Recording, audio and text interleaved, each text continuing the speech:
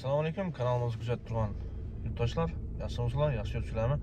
Kanalni boshidan ochganingizdan, videoni ochganingizdan bir like bosib, kommentariy yozib qo'yish esingizdan chiqmasin o'z fikrlaringizni.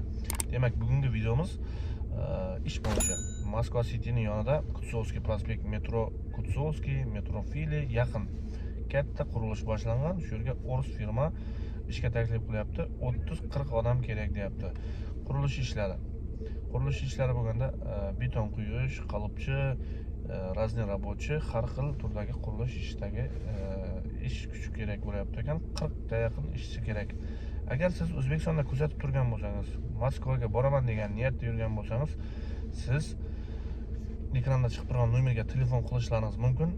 Brigadirlar nomeri, o'zimizda tanish bolalarimiz ko'p yildan beri shu firmada ishlab kelmoqda, yaxshi pullarni ishlab uylariga jo'natib turibdi.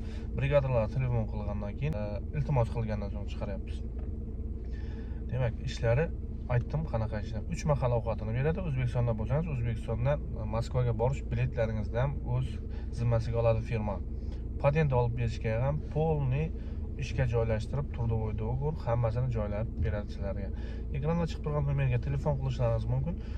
Maqsad kanalidan ko'rib telefon qilyapsiz desanglar, xursand bo'lamiz. Xudo xolasa, oldincha bo'lsam yordamimiz tekkandan xursandmiz. Sog' bo'ling, salomat bo'ling.